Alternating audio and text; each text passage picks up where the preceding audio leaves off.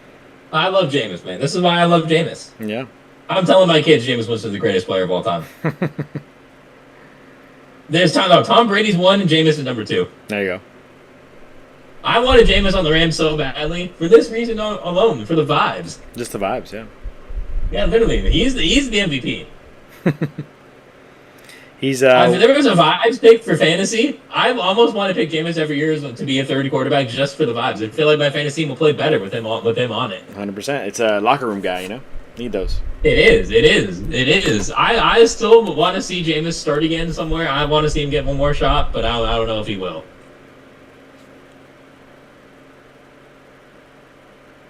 Carlos saying the need to run the ball now more than ever. I mean, the run game's been good, but at the same time, it's like Stafford's really only had 3 terrible passes. Outside of that, the rest of them have been pretty decent.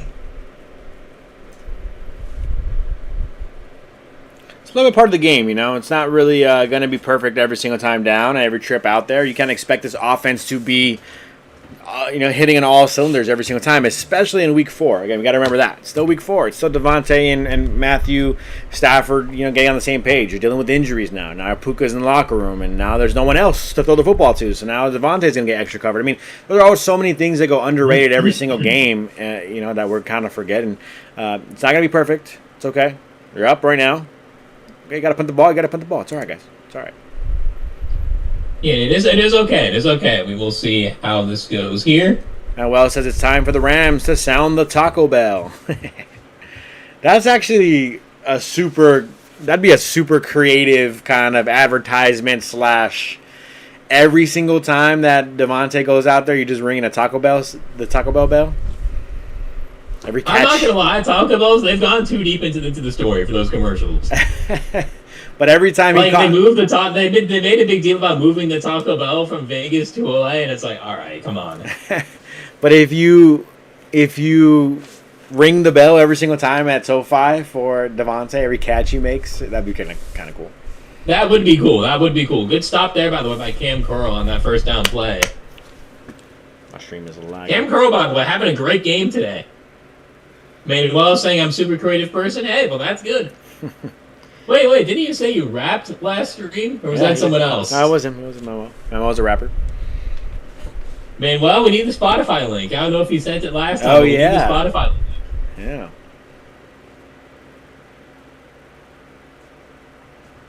Jones looking, 2nd and 10.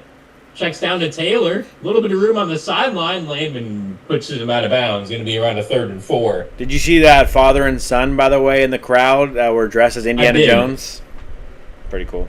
Incredible hit. I'm still on the Cameron Crowe hit. That's why I stopped watching for a second, but now I'm watching again. That Cameron Crowe hit was physical. I'm like 30 seconds behind you, though. And then Manuel said, no, I'm a songwriter, R&B, and Christian music. That's cool. Nice. Still, regardless, if you have a Spotify link, feel free to drop it.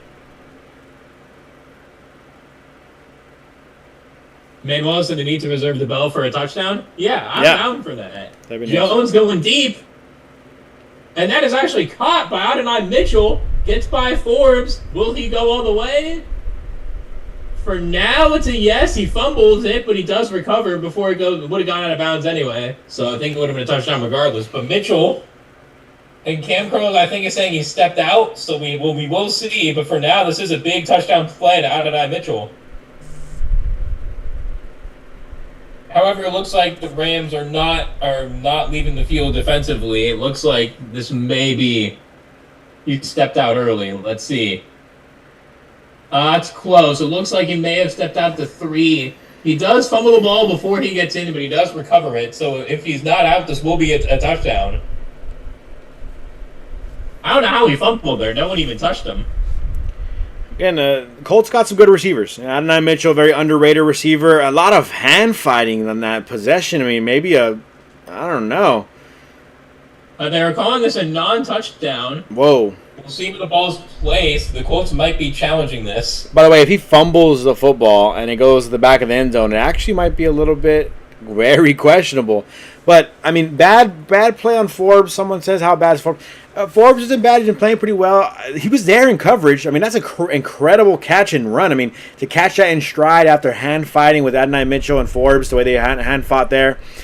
He may step out of bounds. If he doesn't step out of bounds, he loses that football before he goes into the end zone. No, he recovers it before it goes out of bounds, though. And then he recovers it before it goes out of bounds. So that is a touchdown, regardless. It'll be a touchdown unless he steps out. Yes, unless he steps out. Or if he steps out when he fumbles, I believe it will just be out where he fumbled. Because if he goes out of bounds, it would just be their ball still. Hold on, they might be saying... turn. What did they say? What was the call on the field? I think the call on the field was a touchdown, and I think they're reviewing it. The crowd was cheering on my end right before they went to commercial, so we had to wait and see. Forbes is not good. I think they reversed it, and now I think the Colts are probably challenging. Is my guess. Carlos being negative about someone again here. I don't know, Carlos. I think you just hate the Rams, it sounds like. Floyd says that's a lucky break right there for the Rams. They need to take advantage. Jeff, he somehow, some way... this is not called a touchdown, yes. Yeah. Carlos saying he got destroyed by A.J. Brown. I mean, yes, but like 90% of humans would get destroyed by A.J. Brown. I'll happily admit A.J. Brown would truck me to the other end zone. So... But I mean, regardless of how well you cover him, even though height-wise, A.J. Brown's not too much taller than me, but weight-wise, he's definitely got at least 45, 50 pounds on me. So, Forbes is a huge reason why they lost to the Eagles. When he was actually on A.J. Brown, a lot of times it didn't really throw to A.J. Brown. It was more so when the Rams had their smaller guys on A.J. Brown, and they were really able to exploit that. And I mean, to be fair, I mean, we have been saying the secondary does need to get better. I mean, I'm hoping that Emmanuel Forbes can hold up, but it's tough for sure. I don't think he's as bad as you're saying, Carlos. You got to give him a little bit of credit. He's been playing pretty well, all things considered. A guy who maybe was... So they are calling this a turnover, that he did fumble this. That is the call. So as I was saying, the crowd the ball at the 20. The crowd looked like they were celebrating, and then on top of that, when he fumbled it, I didn't see the recovery. They didn't really show the full recovery. So, it looked like he recovered it just before it went out, but I guess he did not. And by the way, Puka Nacua with that catch, he is back in the game. Craig calling that out as well. Right now, we're gonna see this. He spins off of Forbes. Forbes kind of trips. Curl running after him. Here's the fumble. Let's see. He fumbles it. The ball is over the plane, but they're also calling this a fumble. And it looks like he just missed it. That it was just out. Rams' first play is going to be a run. That is going to be, that's a tough break there from Mitchell. Because he did everything right. He spun off the defender. It was a great run until he slipped. The ball kind of slipped out of his hands. Yeah, I mean, tough for him. I mean, ultimately, he tried to celebrate. I mean, that's really what it comes down to. He was trying to celebrate that touchdown, and, of course, as many players want to do, just reach out, outstretch your arm a little bit, kind of just celebrating, and he loses the football. He's frustrated on the sideline. Tough play for him. Great break for the Los Angeles Rams. They need to score a touchdown here to actually make it hurt. That's true. Rams get pressure. Corum this time catches the pass, but there is a flag. Stafford comes up limping a little bit. Looks like a lower leg injury so far. I think this might be roughing the passer. Let's see. Let's see what they're calling this. It's going to be on, let's see here. Watching this on me, it's a little tough. Illegal shift is what they called? Really? On Jordan Whittington, okay. Carlos saying a Kello loss is devastating. It is. It is devastating. He'll be back in around 2 months from now, around that Thanksgiving mark. But, yeah, for right now, the Rams definitely need to figure out a way to mitigate that. Maybe it is trading for a guy like Reek Woolen, who I saw today. That was a report that the Seahawks may be looking to trade him. And by the way, Darion Kendrick, who we cut on the Seahawks, does have, I believe, 2 interceptions already this year. So not looking great for the Rams, cutting him. Yeah, like we talked about. 3rd and 7, though. Stafford steps up, and that's going to be incomplete to Tutu Atwell. Nothing really he can do there. Great defense from the Colts. This is going to be a punt, but this should pin the Colts pretty far back. Not something I'm really happy with. You got to take advantage of that turnover, a huge turnover from the Colts. And yes, I get it again. Not every drive is going to be perfect, but what are we doing out here? It's almost like a lackadaisical out there on offense. Not really moving with too much urgency. No, as Ethan Evans sends this one caught inside the 5. Good blocking, and Spates there to bring him down around the 19. So the Colts going to start at the 19 here. So again, not great field position. When the Colts haven't had great field position, besides that one play where Mitchell most likely scores in every other scenario, they really haven't been great. And that's kind of the scary thing right now for the Rams with this offense, with this defense. The defense should be down 17-13. The Rams get the ball and don't do anything with the football. So now you're looking at reality. Just out of pure luck, the Rams aren't down 17-13 with the Colts getting the ball back. You're up 13-10. So could be a scary situation, kind of really saved by that turnover. As I'm looking back at that Stafford sidearm to 2-2 just short. I mean, some pressure on him. He tried to sidearm that throw. Really tough to make that throw. But yeah, ultimately the Rams are in a scary position right now. You could be down 17-13. You should be down 17-13 with the Colts getting the ball back here. They really should. And if you see the Colts score here, you're putting yourself, again, in a place where you're on your heels as a team if you're the Rams. If you give up another score. That is true. Someone's going to really want... update here. The Reds did officially lose, so that means if the Mets win, they are in. The Mets are currently down 4-0 in the 8th with 2 runners on. So let's see. We'll see if they can do anything there, seeing who the Dodgers will play.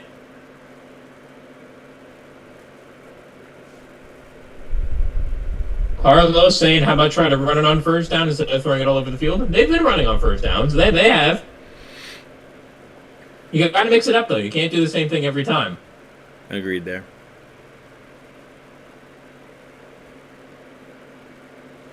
Yeah, that's definitely what they have to do there.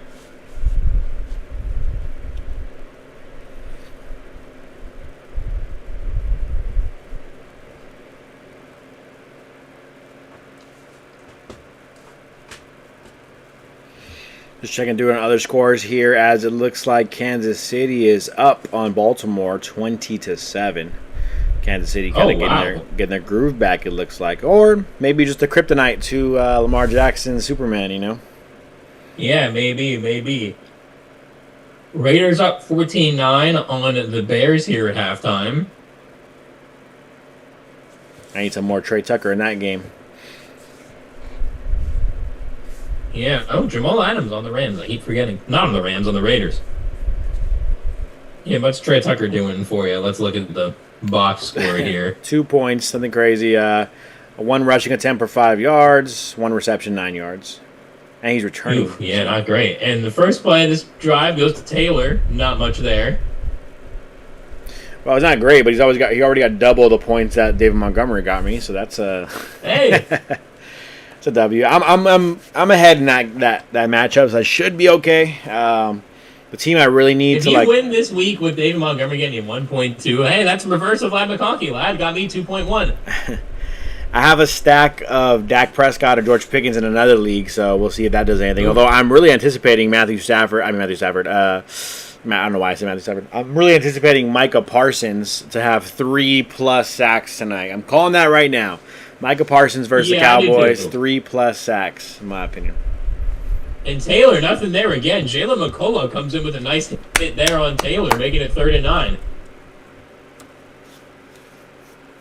Jalen McCullough's the guy left in the range you just need to start using a lot more.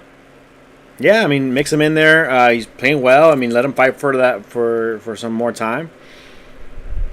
I mean, I like Cam Kitchens out there, but McCullough's been good. I mean, Cam Curl's had an awesome game today, but Cam Curl has not had a good start to the year. Not the best seat, no. 3rd and 9. Low snap. Jones gets it. Verse pressuring. Jones has time. Oh, Michael Pittman dropped it. Darius Williams, I think, had a chance to pick that one, but he decided to let it go, and Pittman just drops it. A red drop there for Michael Pittman. kind of got turned around on that one. Both Williams and Pittman. Pittman with the drop there. Homecoming for Pittman too, right? Yeah, USC guy as well. I just realized Pittman and Juju were on the same team for some time. That's a pretty good receiving duo. Yeah, not bad. I mean, yeah, wow, yeah, that's a duo. Jones getting off the field here. Colts gonna punt. So good stand again by the Rams. The Rams offense just needs to come alive here. Carlos says, "I love Jalen." There we go. Some positivity, Carlos. Love to see it. And yeah, we all love Jalen. I did a whole video talking about Jalen McCullough. Let's see. This punt's going to go to the 27, as Smith calls a fair catch there. Rams going to start at their own 27, 13-10, around halfway through this third quarter.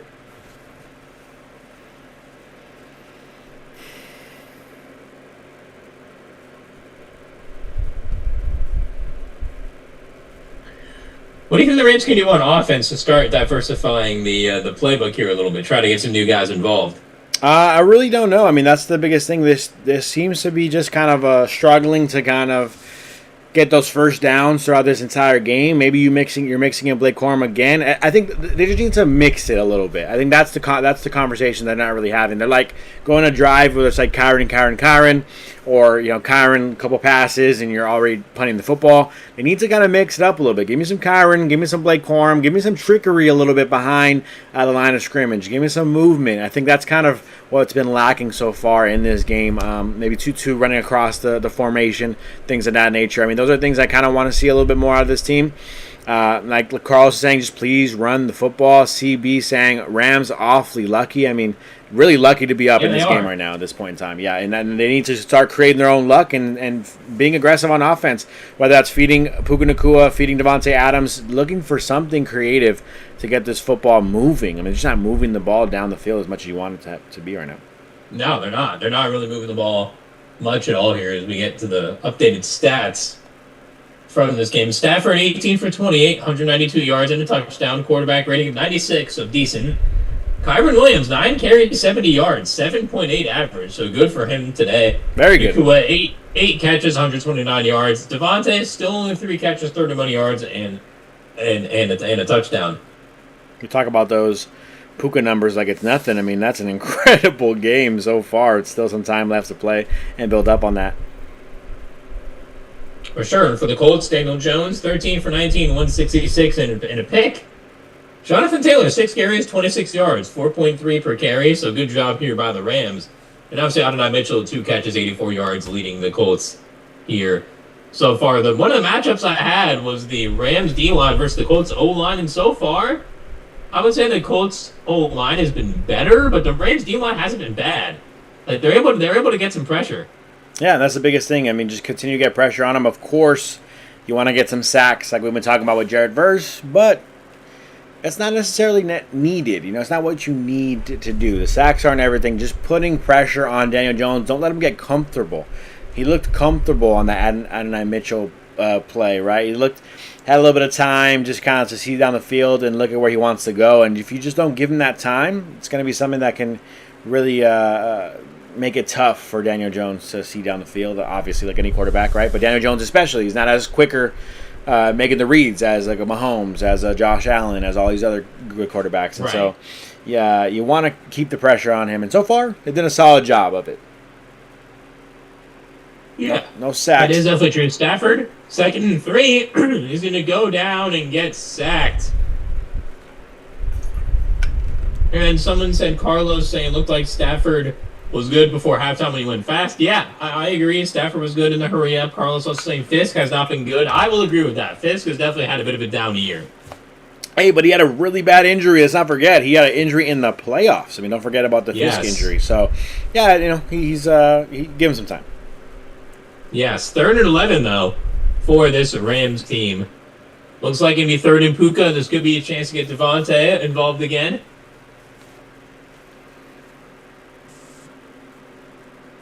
O-line has not been great here in the second half. Stafford with some time. We'll see if that's a catch. Let's see to Higbee. It's not going to be a catch. It's going to be incomplete. 4th down. Rams going to have to punt. I didn't see if anything official, by the way, about Puka, but I know earlier he was dealing with an injury. Looks like he was kind of messing with his hands, his fingers, on that last drive before he was able to obviously run his route, but just dealing with a little bit of a hand issue, it looks like, maybe, for Puka, something to keep an eye out. The Rams, though, man, pressure on Stafford bad open field tackle there. Ethan Evans pinned him inside the 5, but a really bad open field tackle, at least about another 15 yards on the return there. Sorry, but continue. No, you're good. You're good. Had to put that. That was an awful play. You're good. You're way ahead of me, so just commentate. I don't mind, but no, just this offense. I mean, it's really not doing too well. I mean, the offensive line right there too, like not really giving Stafford too much time. He gets sacked, and then kind of gets some pressure up the middle there when he's not able to get Higbee down the field. Was it Higbee? But yeah, that was Higbee. Just I don't know. Something's not smooth right now with this Rams offense, and it's hard to pinpoint exactly what's going on. It is. It has been hard to pinpoint that for sure. Rams have looked. Philip says, "Hey guys, hello, Philip. Thank you for joining." Some NFL news: Patrick Mahomes became the youngest quarterback in NFL history to throw 250 passing touchdowns today. I know everyone. Is he like 30 already, and he's the youngest? I think he's pretty young. No, he's like 28. I'll double check that. No, because he sat for a year too. So Patrick Mahomes. Let's see. Let's look. Mahomes. Let's see. Who's right? He's 30. Hey, there we go. He's 30, but hey, that's pretty young. We do need Devontae Adams touchdown. We already got one, but we could use another one here. And we know what else we could use right now? We could use you all watching to like the stream. I think that's a great idea. You're so good at those segues, by the way. Even on your videos. I love the way you're able to throw those in there all the time. Thank you. But yes, you gotta get the comments up though. But yeah, like the videos, comment on Josh's videos. I know a lot of people comment for my trivia of the day, which I appreciate.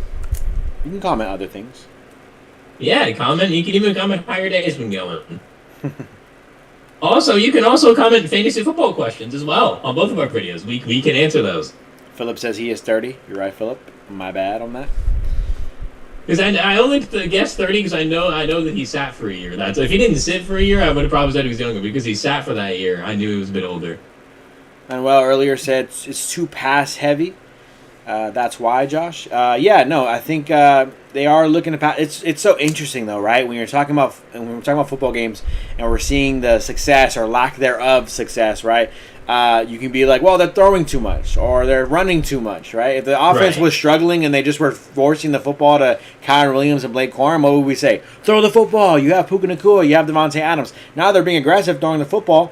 And it's not what we want to see. A lot of people are very frustrated. No, now it's not working as well. I mean, the balance is what's necessary. That's what you saw the Eagles do to us in that second half with the balance. Mm-hmm. Taylor on the carry.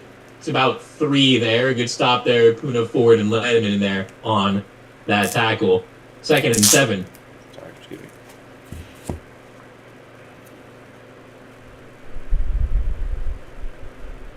See where the Colts go here. 2nd and 7. 13-10 game here. Just under 6 minutes left to go here in the third quarter.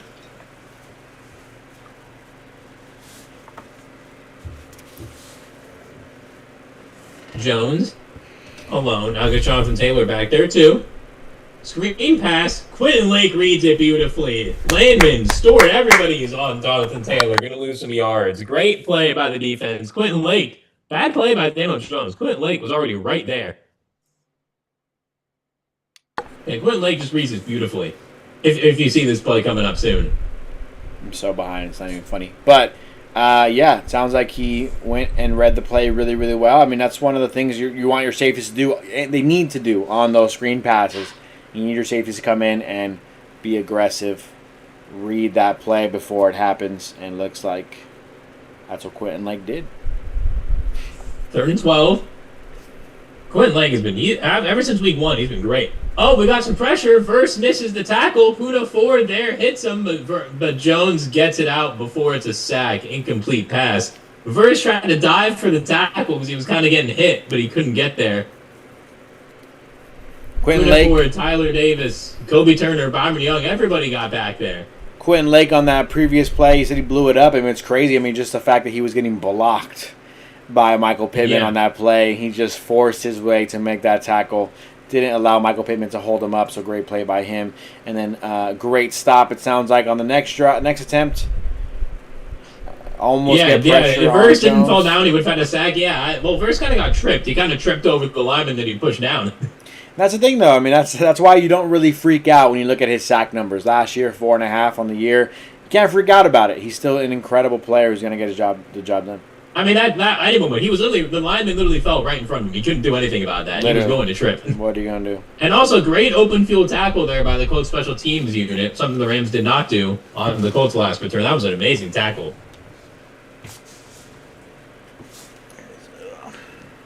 Going to add for Big Noon Saturday next week, Michigan and Wisconsin. You're a big college football guy, right? I mean, I'm not like big. I watch it, but I'm not like I'm not someone who's like a college football fanatic. But like I watch. Sure. I mean, I know USC had a heartbreaking loss this weekend in Illinois. That was a tough one. They went for the end zone too early. They got the lead, and if you watch this game, I'm sorry for any Trojans fans in here if I'm giving you flashbacks to yesterday. But they went for the end zone too early. Defense couldn't stop Illinois, so yeah. G back to hating on the offense a little bit of McVay hate as well. Offense looks horrible. McVay can't call a full game. Again, I think let's also give credit where credit is due. This Colts defense, I said it at the beginning of the game, they're not a horrible defense. A horrible defense doesn't go 3-0, right? And so this defense has been playing solid. They have some talented pieces, some young guys as well in this defense. Give them some credit. They're figuring out the Rams and what the Rams want to do, and they're bothering this offense, and they're really bugging this offense, not allowing us to do what we want to do. The run game is there. That's true. But by the way, guess who just added to the run game? Matthew Stafford just had a 6-yard carry. You see, you want to run the football, like we talked about a couple comments ago, people saying, run the football, you're running on first down, and you get that with Blake Corum. Not ideal. Now Stafford having to run the football on his own. Let's see what happens here. 3rd and 6. Nacua had to slide. Are they going to rule him down? Let's see. Nacua gets back up and runs forward to get it, but let's see if they rule him down. There's a flag on the play. Of course. Looks to be on the Rams here. Yeah, it's on Coleman Shelton. So it's going to be 4th down anyway. G says another punt. That's the issue. McVay is poor in-game decision maker. I mean, this has something to do with McVay. Nacua just got touched and he was down. Like, there's nothing McVay can do about Nacua being down by contact. Like, that play had nothing to do with Sean McVay. It was a good play call. Nacua had to slide to get the ball, and unfortunately he was down by contact. Like, that's not on McVay. Some plays have been questionable, I'll agree, but I don't think McVay has been as bad as what everyone here in the chat is saying. There's certainly been some calls that I disagree with, but that one was not on him. Or just a couple guys in the chat that are being negative about the offense and the... Yeah. And fair catch called. A good punt by Ethan Evans. Pinned him inside the 10 once again. Ethan Evans, man, such an underrated punter in the league. Is Indiana Jones going to get back to work here? I've been saying this to people. I want to know what you think. I think there should be a law in the state of Indiana that Daniel Jones has to dress as Indiana Jones for Halloween. I don't think there's any way he doesn't, right? I feel like he has to do it. I feel like his teammates have to bully him into it. So that's a good use of peer pressure, in my opinion, if they peer pressure him into dressing into Indiana Jones. Manuel said, let's give the Colts defense some credit. It's a good team. Yeah, it is. It is. That's what we've been saying, Manuel. The defense is not as good as the offense for the Colts, but they've played a good game today. Again, Luan Arumo, the Bengals kind of just let him go, hoping that they would fix their defensive problems. They haven't. And Lou has done a good job with this Colts defense being the coordinator. A lot of people are out on him. Shane Steichen, the Colts, gave him a chance, and he's looked good so far as a coordinator for them. Yeah. He's called a good game. Again, 3-0 team. I mean, you got to give them that credit. They're playing well. They're a good team, and they're continuing to do the same thing here. Yes, you want the Rams to play better, but This defense is making it hard. Yeah.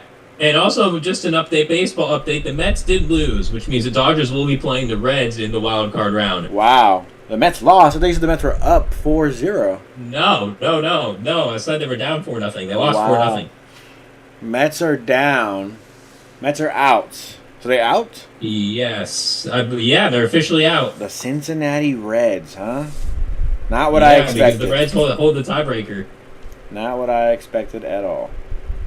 No, Dodgers-Reds on the 30th. We'll see. I would assume it's going to be Snell versus Hunter Green. It should be a good pitching matchup. Well, who actually pitched for the Reds today? Let's see. Because if it was Hunter Green, then he definitely won't be pitching. Oh, that's the Mets game. I want the Reds game. Here are the Reds. Reds pitchers today. It was Brady Singer. No, it was not Hunter Green. So Hunter Green, most likely, unless we pitch Saturday, let's check Saturday's game, will be facing the Dodgers in Game 1. It should be a good one. I would expect Yamamoto Game 1. Oh, well, Snell will have more rest than Yamamoto. Cares about rest? It's playoffs time, baby. No one cares about rest. Yeah, but Yamamoto will be fully rested for 2. Okay. We'll take that. So that's why I'm thinking they'll be 1 too.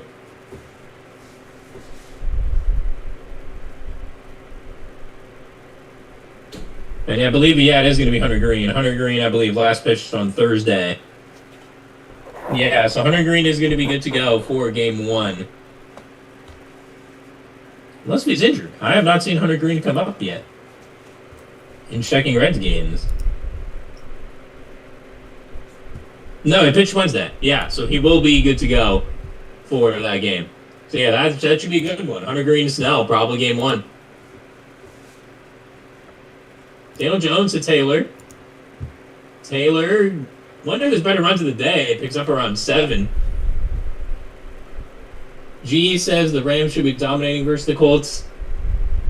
I don't want to say dominating, but they definitely, I think, could have played better so far today. But the Colts are a 3-0 team. We have to keep saying it. I know it doesn't sound right, but we have to keep saying it. And I don't think that means, by the way, for anyone who's out there saying, I don't want to hear it, the Rams should beat them if you're a Super Bowl contender. I agree with that. I don't want to sit here and say, this team's 3-0, it's okay if the Rams lose. No, the Rams should win, I think, this game. I think you're the better team. But I think I'm just saying that's why this battle isn't really super surprising as I see the game break. I don't know if you saw that earlier as well on Fox. Christian McCaffrey touchdown puts the Niners down 14-17. In that game versus Jacksonville. Is Purdy playing today? I know that was a rumor. Is Purdy back? I'm not 100% sure if he's back. I'll double check that for you. By the way, Rams-Niners next Thursday going to be our next stream. I think Purdy will be back by then, right? Purdy is back today. Next, so that will be a big game for both teams. Purdy's back right now as we speak. Oh, okay. Taylor picks up the first, picks up 5 when they needed 1. Taylor having a nice drive here. Let's hope the Rams defense doesn't start giving up more yards to Taylor. It's going to be 13-10 most likely entering the fourth quarter.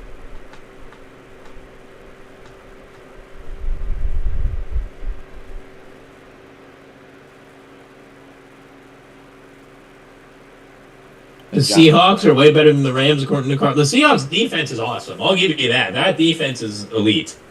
I mean, I just don't know if a Sam Darnold-led team can be better than the Rams right now. And Sam Darnold's much improved from where he was 2 years ago. But he's just not the level of quarterback that Matthew Stafford is. Some pressure.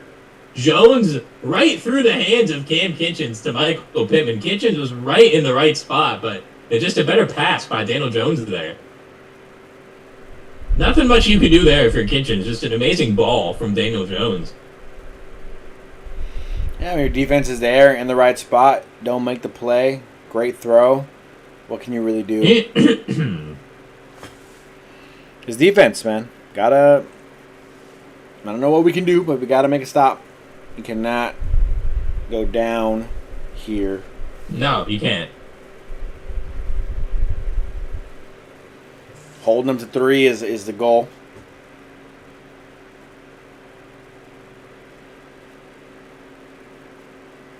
Some more celebrities there. We got some actors there.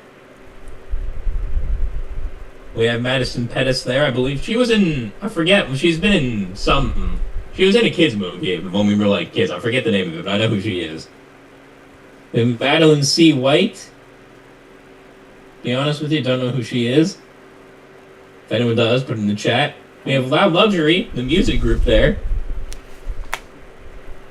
We also have Drew F.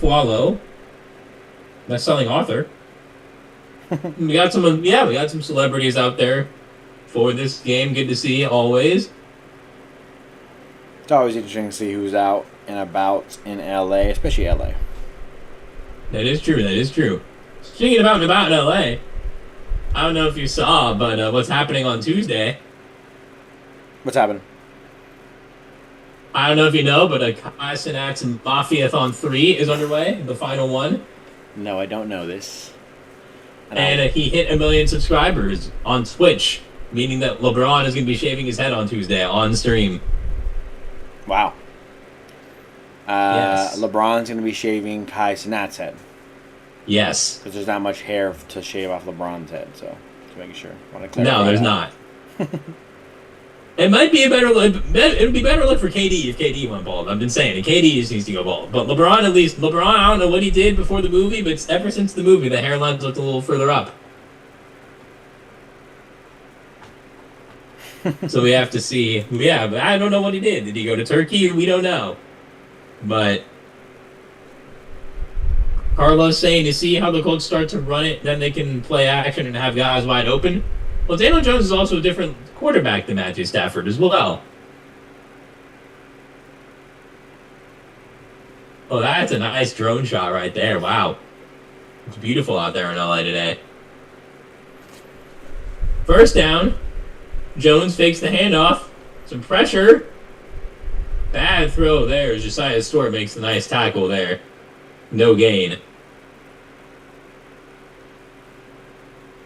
Josiah Stewart, by the way, too, he's been the rookie that's been doing the most for us. He's looked good. Yeah, I think so. He's definitely impressed me so far. Made some pretty incredible plays, and he's playing a lot more than I think you anticipate. Yeah, definitely for sure, man. Well, I was saying defense going to win us the game. Yeah, I can see that. This looks to be a defensive battle here, not what we really thought heading into this game, but both offenses not being what you expected. And off to Taylor, beats Kyren Young around the edge, but Landman able to get there to force him out.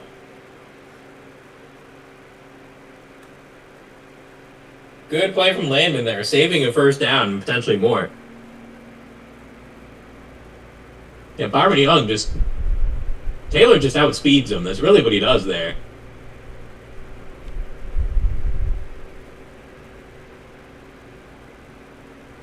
Third and 3. We're about the 42. This will be a long field goal around a 60-yarder.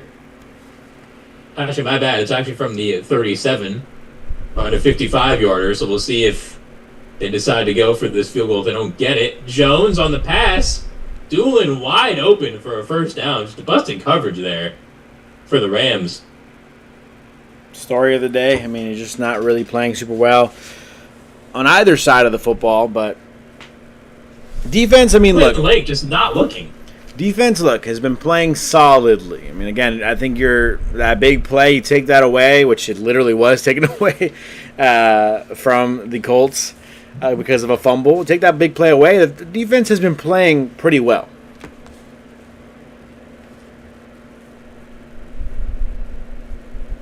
First down, Taylor. Can't get much there at all.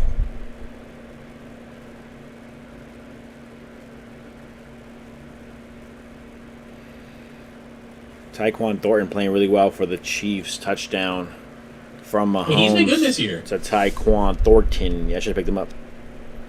Picked up Ollie Maybe. Gordon. I might need to trade Ladd for him. Seriously. That might be an actual trade that goes through. 2nd and 9 from the 25.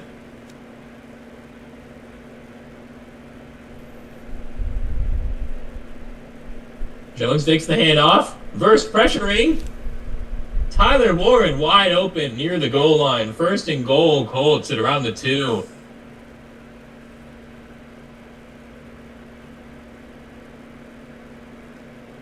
It's another good play by the Colts and Daniel Jones. This defense isn't really doing what they need to do, not slowing this offense down at all. They look comfortable out there. They're making the moves that they want to make, and not ideal. What is how far are we from the end zone? They're at the 2.5. First and goal, Colts. A stand here would be huge. Pressure. Touchdown, Michael Pittman, but there's a flag, so we'll see if this stands. Maynard Forbes got dusted there by Pittman. Wasn't really even covered. Let's see what they call. There's a flag, so we have to see.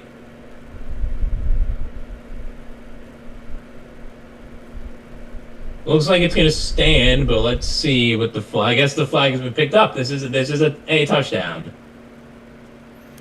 Yeah, bad coverage here by Forbes. Just gets beat. Ooh, wide open. 16-13. I mean, Daniel Jones again. Indiana Jones strikes again.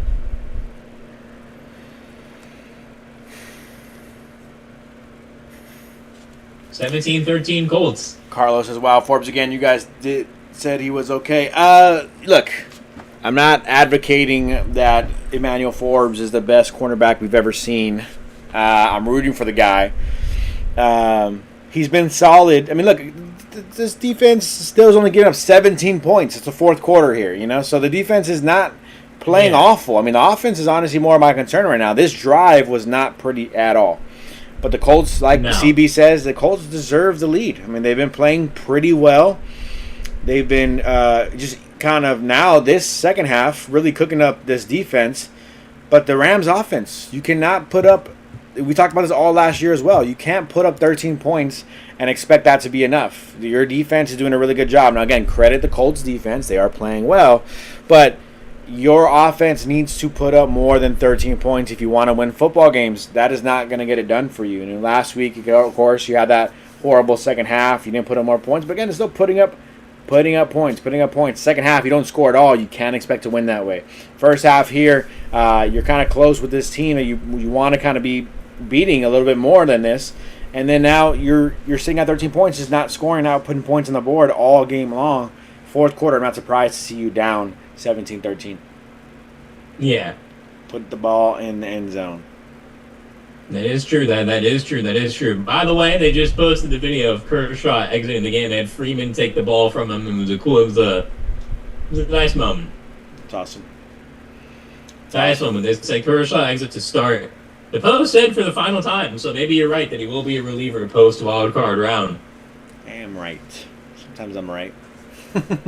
He's not pitching. He's not starting any games. But I could see a world where he definitely comes into the game and finishes one. I would love to see my ideal. There's two ideal dream scenarios, right?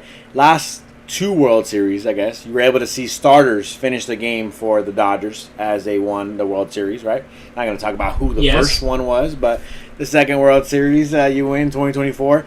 That one gets finished by Walker Buehler in an incredible fashion. Oh, I just realized who 2020 is. Yeah, okay, yeah, we don't need to talk about him. And so I envision a perfect. There's two perfect routes. It's rare it happens, but perfect ending to a World Series this year if the Dodgers do go back-to-back would be Ohtani or Kershaw on the mound. Kershaw would be absolutely perfect, but if Ohtani can finish the game for you too, that'd be pretty spectacular to his legacy. That is true. I feel like I'd want Kershaw finishing the game over Ohtani.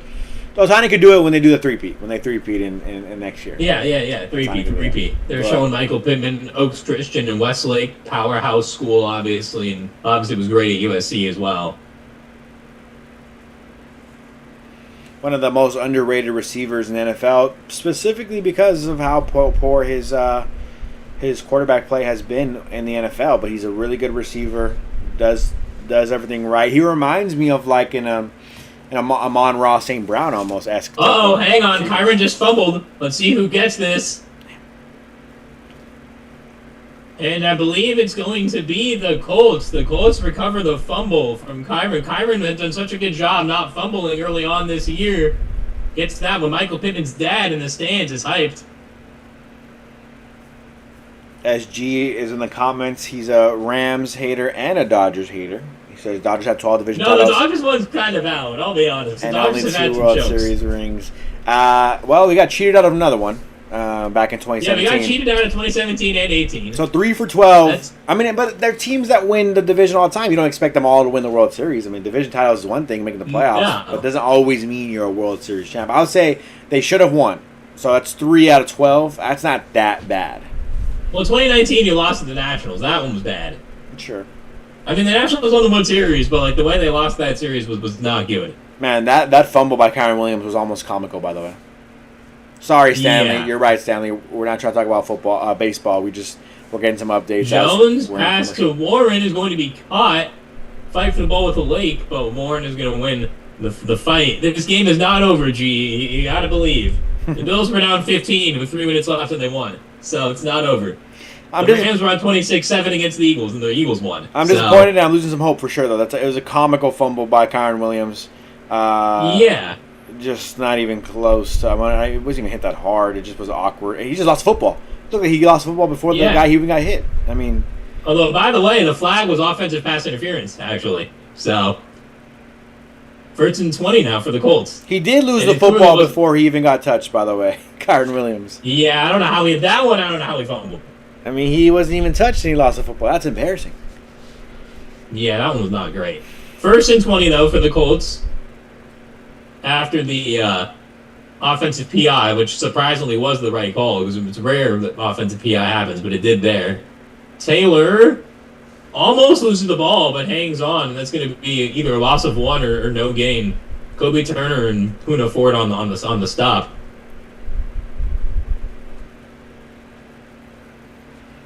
Rams are not in the same stratosphere as the Bills. I'd agree with that regardless. Like, that's not a crazy statement. I would totally agree. I don't think anyone was claiming that. At least I'm not.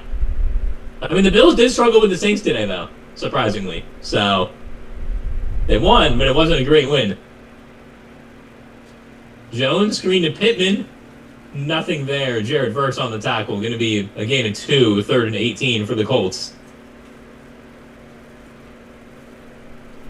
Man, well, also, as long as there's time on the clock, they still have a chance to win. Yeah, especially with the way the score is right now, for sure. I mean, if you're up 30 or down 30 with a minute left, you're not going to win. But you hold them with a field goal right here. I mean, you're there Yeah. for one possession.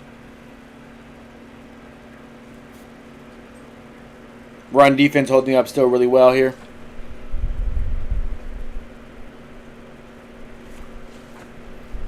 Not first 3rd down. and 19, Taylor has some room. Going to get around 7.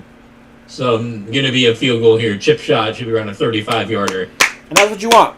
I mean, your defense, that's a huge stop for you. I understand it's not, you're frustrated seeing how this game is going, but you're down by 1 possession now if this field goal is good. And huge, incredible clutch stop by your defense. Yeah, definitely. Carlos says, how bad is this team? This team wins this game. They're 3-1, right? And all of a sudden, you're not really saying they're bad. I mean, that's a good start to your year if you can somehow pull out this game. Yes, kick went right down the middle, 20-13. The Colts lead, but that was a much needed stand after. Yeah, I still don't get how Kyren fumbled this ball. I really don't get it. And the handoff just kind of seemed to slip out of his hands there. Just kind of tough all around. Yeah, G said the Rams will be lucky to win 7 games. If your prediction was 7-10 preseason, fair enough. But if that was your pick, that was your pick. They're going to lose to the Niners also. I don't know. They're pretty injured right now. Bosa's out for the year. I don't know. I mean, the Niners, man, they're down 20-14 right now. They're in commercial break here. Raiders are up 21-16 on the Bears.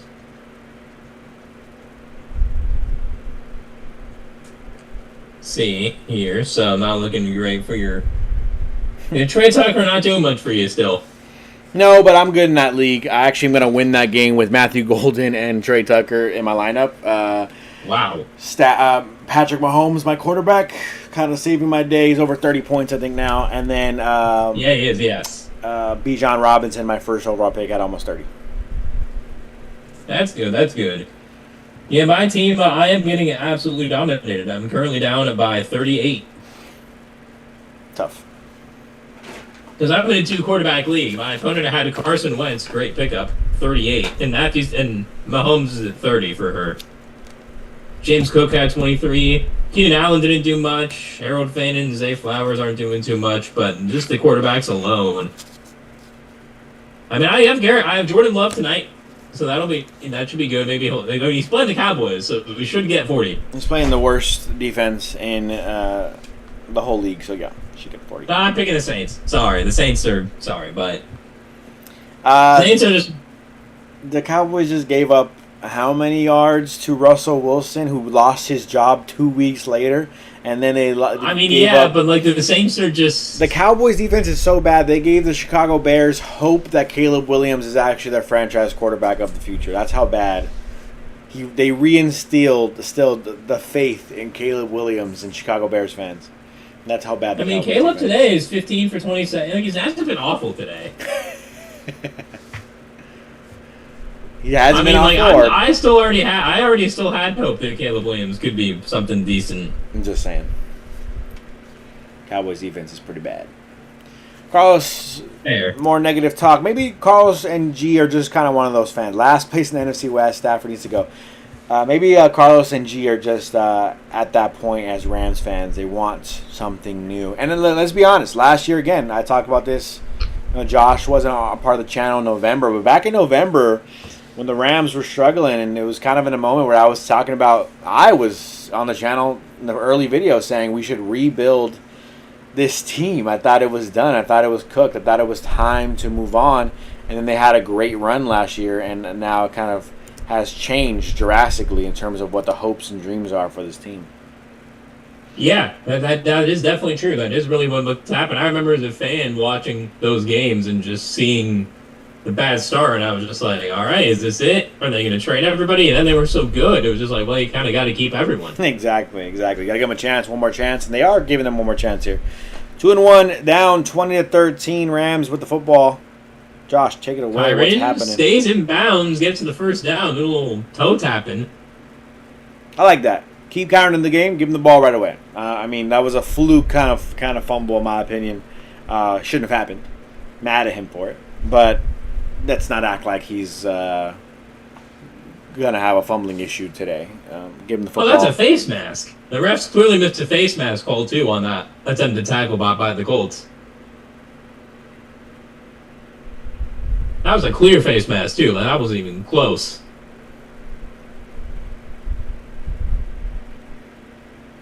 Nice block there by Kyren. Stafford running again. Stretches the arm out to pick up 1.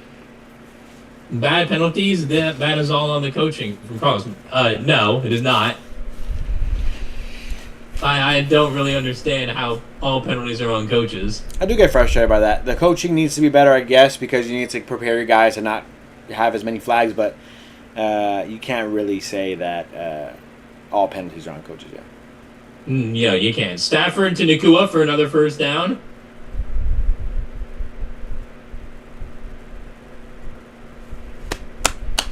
This is where the Rams kind of make some magic happen, right? Stafford back against the wall, Kyren back against the wall. A lot of times these guys really make things happen. Puka, Devontae. This is why you have such good, talented players on your roster. This is where they make their money. Kyren. By the way, Colby Parkinson with that last catch for 8 yards, 2nd and 2. Before that play, Stafford gained that 1 yard, right? Kyren had an incredible sack-saving block on that play. Yeah, he did. By the way. And by the way, Parkinson now 2 straight catches. Another first down. Love to have him. Moving the ball here. You're happy to have him back. Stafford loves to throw to Colby Parkinson often. It'd be nice if the team would love Terrence Ferguson to get some snaps. Well, he's not even eligible today, so. I know, for whatever reason. Does that... I really want to understand. I'm going to read more into that for videos this week. Why are they not even having him on the active roster? That's not helping him develop. Yeah, anyone in the comments, you guys watching right now, as we watch this drive continue to march down the field, how do you guys feel about them not even having Terrence Ferguson active, your number one rookie this year. What are your thoughts? Are you concerned at all about him making this roster down the line? What's the thoughts down in the comments? Like I said, is the blocking that bad to where they can't even put him in? Stafford pressured. And that's going to be caught by Davis Allen. Saves the interception. Wow. There's a flag, though. Let's see what the flag is, but that was a great play. Let's see what the penalty is.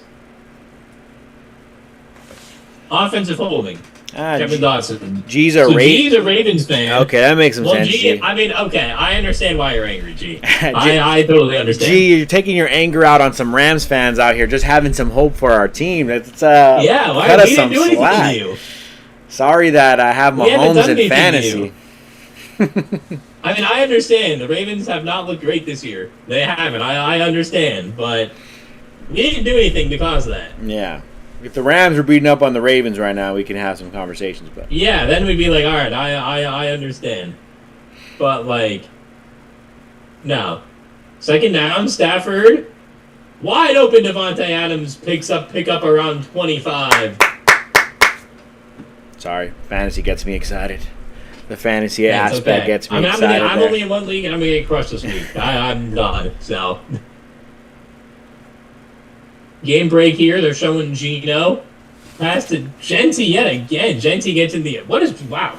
I need to see what Genty has. Over 30 last time I checked. Over 30 fantasy points for Ashton Genty. I was trying to buy him low last week, really negotiating with this guy, and he ultimately decided to stay on the Genty train. I will say, it could be a one-week wonder for Genty for a couple weeks because he did play against the Chicago defense that essentially their number one issue is contact, yards before contact. Yeah, so by the way, Genty does have a fumble, 35. Yeah. Well, no one's trading for Genty anymore. Stafford's trying to go to Tutu here, but they misconnected, but there is going to be a flag for defensive pass. And yeah, that's clearly defensive PI. Tutu actually made a nice route there. That was not on Tutu at all. That would have been a touchdown, actually, if there was no PI. Yeah, ski PI from Don. The Rams actually only have 4 penalties today. They just showed the stats. They actually only have 4 penalties. So, Stafford fakes to Williams. Whittington. And that's going to be about 3, and there's another flag down. The Colts actually have 3 more penalties than the Rams. So, for everyone in chat saying the penalties, the Colts actually have more than the Rams do. Man, that play on Tutu. We'll see where the flag is. That play on doesn't look happy, so it looks like it's going to be on the Rams. That play on Tutu would have been a touchdown if it was not a flag. Unfortunate for the Rams. Ineligible receiver downfield is the call. That's an annoying one. That's always one that gets me annoyed. Ineligible lineman, Dotson again? Back-to-back on Dotson, but let's see. Where? That's a close one. He does back up, too, because he moves back after he realized. Like, I don't know. I really think they should make that play, that call, like, 1.5 yards or something. 1 yard, that's all you get to run up the field a little bit? That was, yeah. I mean, he's blocking. That was a really, really close one. And he's blocking, and it has no effect on the play. You know, it's like, I don't know. I hate those calls. He doesn't, and Kyren, Stafford just slips it over to Kyren, and Kyren makes an interception-saving grab again. Oh, let's see if they're going to call this an incomplete pass. Does this hit the ground? No, that's a catch. Yeah, they gave it to him. 2nd and 13 from the 20. 4:20 left. You want this to be a touchdown here. Now, the question is, do you go for 2 or do you go for the tie game after you get the touchdown? How much time is left? Around 4 minutes. Oh, bad play all around there. Rams were all out of sorts. 3rd and 13. Let's get the touchdown first before we talk about going for 2 or not. Yeah, actually, yeah, after that, yeah.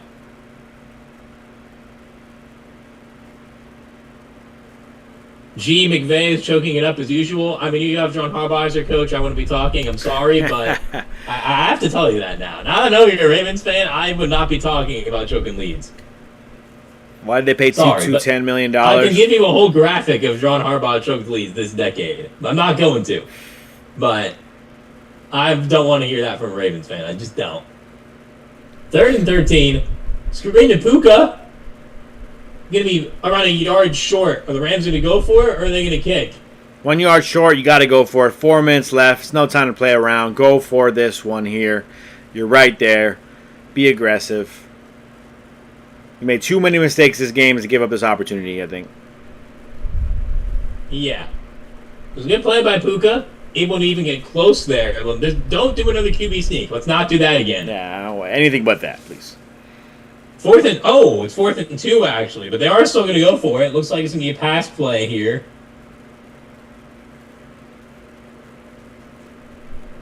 Let's see. Pass play. Puka wide open. Touchdown, Rams. Puka gets in. First one of the year.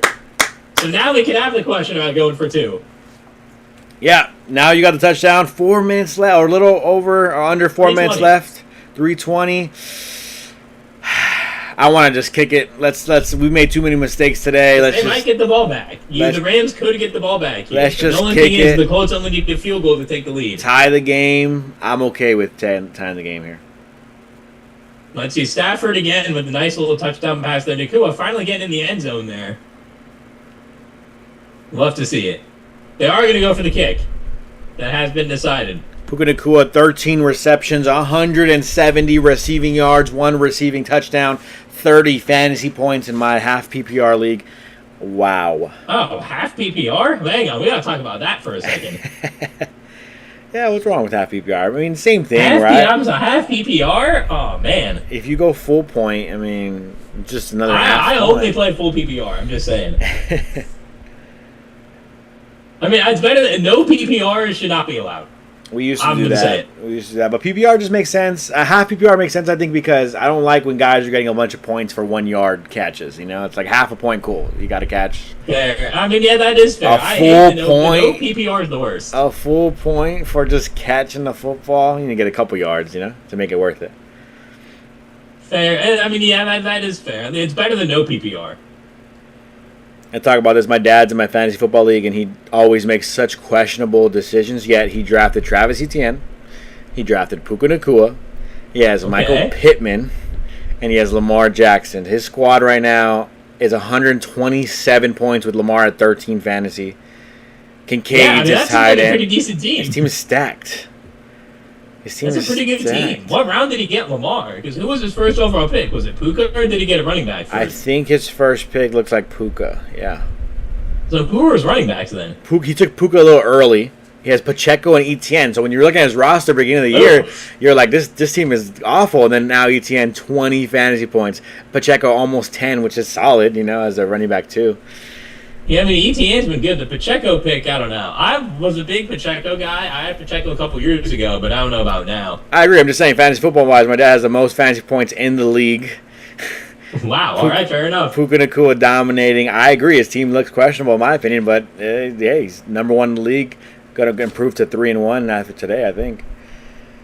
I'm probably going to fall to 2-2 today. I'll be sitting at the top of the league, 4-0, only undefeated squad. Most likely. There you go. There we go. We take it. Got a lot of work to do. First and 10, pressure. Tyler Warren wide open again, gets around almost 20. Defense, no mistake, no issue, no excuses now. You got to make a stop. This is a clutch possession here. You got to make a stop. Yes, you do, although there is a flag here. Looks like an illegal block on the offense. It's like a shot block penalty. It's good. We like that. G going back earlier says McVay after the loss today, I've got to do better. Definitely something McVay would say if the Rams lost this game. G says TD Rams. Manuel, let's effing go. Frankie says let's go overtime. Hey, let's win the game. Let's win the game before we get overtime. It's actually on Omar Spates. Never mind. Hang on. The penalty is on. Yeah, let's win it. Yeah, let's win it. Let's win this overtime. game. But also the penalty is on Spates for the hit after the first hit on Warren. It was a little bit head-to-head. Not good. So they're going to be first down at the Rams 48 now. Got to be smart here. Hopefully 3 is the most you give up. But hopefully you don't give up anything. CB says D will give it back. Nothing in the backfield. Darius Williams and Cam Cole bring him down for a loss of 4. Great play. Clutch play there. Floyd, tie game.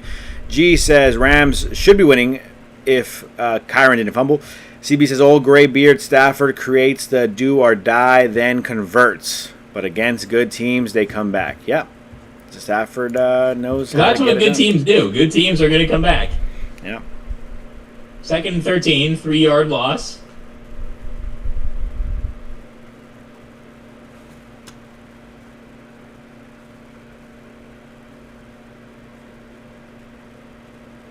Flag, and I believe it's going to be a false start as Jared Verse is cheering. It is going to be a false start. That's what happens when you have the pass Again, rushers. They're nervous. They don't want to give anything up. No, they don't. They Again, don't. the Colts now have 8 penalties to the Rams 5. Rams fans loving it. And I saw a chat earlier saying LA doesn't have Rams fans, but I'm seeing a lot of Rams fans in the stadium. So I tell people, just be patient with that. I mean, that's all we got to do is really, truly be patient with the fan base. They're only going to grow. yes. 2nd and 18, low snap. Jones finds it. Great break up there by Quentin Lake. 3rd and 18. Now, Here's here's a a... flag and you get again. Let's see what's on. Damn. I always say the referees do know they're on national TV. Pass interference. What? No, that's not passing. Okay, let's see a replay. Quentin Lake just got called for PI, but let's see what it is. No. Not what you want to see. Not what you want to see. That is definitely PI. Okay. He was clearly holding the back of his jersey. If when you see the replay, you will definitely see it. It's 3rd. You're about to save yourself here. End this drive. Quentin Lake. End the game. Oh, no, not in the game. It's tied. Never mind. Quentin Lake, you got to be better than that. Yeah, Quentin Lake had a lot of penalties week 1 against the Texans, but he really shored that up the last couple games. But today, it's come back a little bit. I'd almost rather the big play happen than it happen on a penalty. Does that make sense? Yes. Jonathan Taylor has room. Taylor is still on his feet. There's a flag. All he has to beat is Jared Verse. Taylor's in the end zone, but there is a flag, I believe, so he's not celebrating too hard, and I think he knows it's coming back. Let's see. This will be a touchdown if the flag is on the Rams. The Colts will just decline it. Holding on the Colts. There we go. No touchdown. Adonai Mitchell with the holding. Rams get bailed out, or is that a real holding call? Let's see. 53 We're yard, gonna see the replay by the here. way. 53-yarder for Jonathan Taylor. Yeah, it's definitely a hold. We believe throws down Darius Williams. Was it Darius Williams close to making a play though, or is it just kind of Rams get bailed out? Kind of. And then Taylor runs right by everybody, with Jared Verse the only guy who even has a shot to get him. Let's see. I'm watching his live back. 1st and 20 from the 41.5 of the Rams. Jones pressured, going deep. Incomplete. 2 guys there covering Pittman. 2nd and 20. 2:10 left to go. Just about to hit the 2-minute warning here. Rams are not making this game easy. That's for sure. No, they're not. I mean, the Colts penalties have really helped bail the Rams out here a couple of times. I don't know. Okay. I was just watching the replay for the Adonai Mitchell. Yeah, for sure. It just was like, did the Rams get bailed out, or was that actually like affecting the play? It was affecting the play. Darius Williams could have made a play if he wasn't held like that. So, Burse gets to Jones, forces the fumble. And the Colts do recover though, but it's going to be like a 3rd and 38. there we go. Jared Verse. What do we talk about? You're waiting for him to make a play. He makes a play here. And he's hurt. Oh. Not ideal. Something with his hand where he forced, I believe it's a dislocated finger. I think he just said I put it back in place. So we should be fine. Tough guy. It's almost like if Verse is playing against a blocking sled. G says Rams going to lose. Manuel says it's amazing how Mitchell has cost the Colts 2 touchdowns. Wow, that's actually great to think about. That is actually true. Adonai Mitchell. Yeah. Should be. The Colts are up by double digits right now. If Matt Mitchell didn't have a fumble and a penalty. It's a blowout. This is not a pretty game by the Rams. I mean, at this point, it's fourth quarter. We can now officially say this has not been a pretty game by the Rams. It's really ugly. But if you can win a game like this, a W counts as a W regardless if you win by 20 or if you win by very little. And ultimately, a W would be huge for the Rams. However they get it, and they got to fix some things. They know they have to fix some things. But at this point, it's all definitely. They definitely do need to. They do need to fix some things. At this point, it's all about winning the football game. And Jared Verse, just a clutch. I mean, no one can block him. Daniel Jones wasn't even close to being prepared for that. I think Verse might have hurt himself after the strip. Kind of tries to catch himself on the ground. Might have hit his hand there. Like you said, dislocated a finger. It looked like he was pointing at a finger because I think in the replay you saw him kind of fiddling with the finger. So I think finger dislocated is my guess. So maybe Indy isn't a really good team. CB, we win, whatever. It doesn't really matter. But they have been playing well, and they've been playing well today. The Rams defense has slowed them down in terms of the run game, and they've gone to Daniel Jones a little bit, put pressure on him. But they had that touchdown to Mitchell. They had run just now. They had opportunities. They had that run right now. They had opportunities to win this football game and put the Rams away. They didn't. I'm just simply saying that's a good team. It's a good team the Colts have. If I was a Colts fan, I'd be very disappointed in this loss. If the Rams end up finishing this game and winning the game, I'd be disappointed if I'm a Colts fan. You had so many opportunities to win, but at the end of the day, they are a good team. And they're playing well. Verse streamed Aaron Donald in the summer. CB says, yes, he did. I remember that. We covered that in a few of our videos, how he wanted to call the police on Aaron Donald because he thought this was torture. But, I don't know why you wanted to willingly train with Aaron Donald. I would never want to do that. Train with the guy who's going to get you in shape, get you to that next level. I guess. I do wonder what it is, by the way, like internally. Obviously, football is a very physical, tough sport, and I never really played at the NFL level, so obviously I can't really speak on it, but how are you not a little bit interested in trying to make a comeback if you're Aaron Donald? Not right now at this point in time, but last year in that playoff run, like when they had a chance to sign him, at some point in time there was a possibility of them technically being able to sign him back to the roster. You would think at some point maybe Aaron Donald's like, dude, let me just play with these guys. Let me play with Jared Verse. Maybe. Kobe Turner. I'd be down. The Rams call their first timeout as the Colts are going to be punting here. It would be 4th and 16 for the Colts. No reason for them to go for it. Rams are going to get the ball back with around 1:45 left here. And all they need is 3 to get this win. 2 timeouts left, 1:50 left on the clock. G says Niners are 3-0, played no one. Looking awful versus Jacksonville. Jacksonville's also 2-1. So, again. And the Niners do have the easiest schedule in football. That is very known. That was known coming into the year. So. Must be nice. Yeah, must be nice. They're going to punt this away. The Colts, Xavier Smith waits. Smith calls for a fair catch at the 12. So the Rams are going to have to go from the 12 to try to get in field goal range here. I was going to say that previous play of that run was actually really clutch for the Colts to give them better position to punt that football and pin the Rams back. Gained quite a bit of yardage there on that run. Yeah, the Colts gained around 10 yards on that run. So not ideal. You're going to start from the 12, but hey, it's Stafford back against the wall. 2 minutes to go. With 2-minute drill. You got options. You got Devontae. You got Puka. It's going to be an interesting drive here to see if the Rams can close it out before we head to overtime. Yes, 2 timeouts, 1:44. Starting at the 12. Floyd says that the Rams ought to win this game now. Less than 2 minutes. Stafford D to Atwell. Atwell's got an open field. I think he's going to go all the way. Yes, he is. Touchdown, Rams. No flags? No flags. No flags? Someone asked, why is Tutu getting paid $10 million? That's why you pay him $10 million. He's a speedster. He's fast. He's sneaky. I know he hasn't had a good year. I question his contract, too.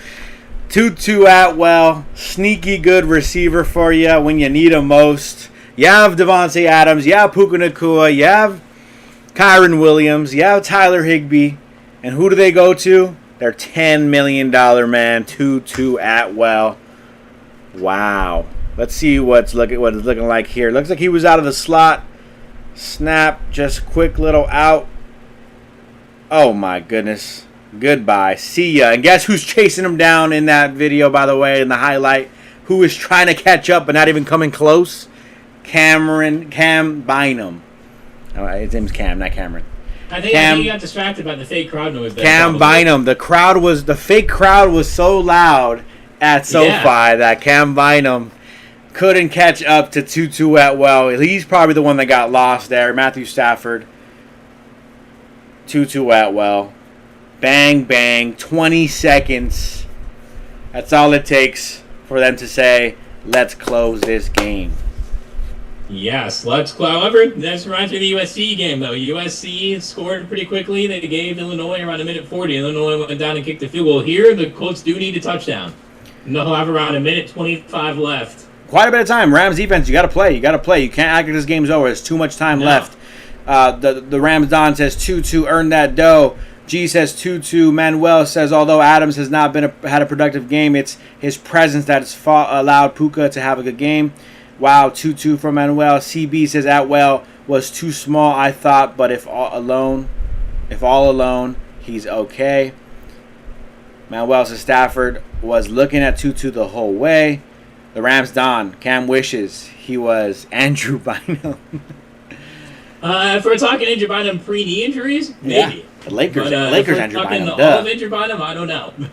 Oh, the defender gets tripped up on that 2-2 play, just not expecting Tutu to cut back outside. Safety's not ready to cover. Tutu gone. I mean, out in open space. You're not catching up to Tutu Atwell, like I said.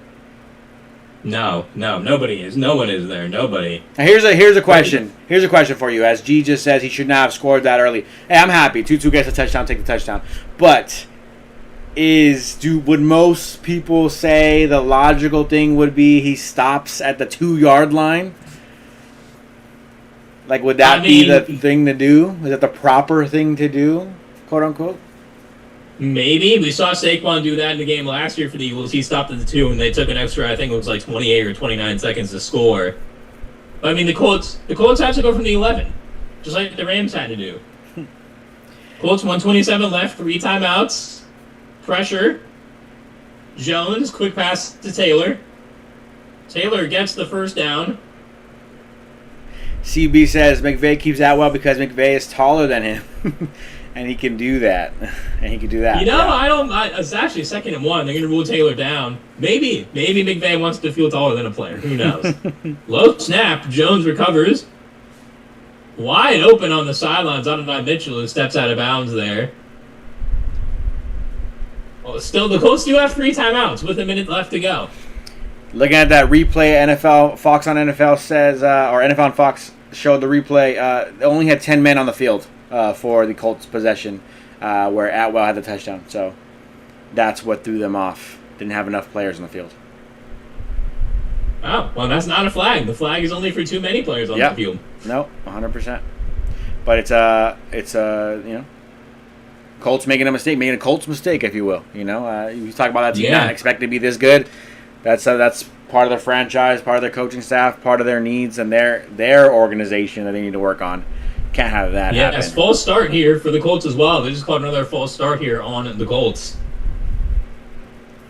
Rams fans have been waiting for McVay to use Tutu. I don't think they designed that play for Tutu to get in the end zone. I think they designed it just for them to get up to around the 40 where he caught the ball. Mm-hmm. But then again, obviously having the 10 men on the field, not great.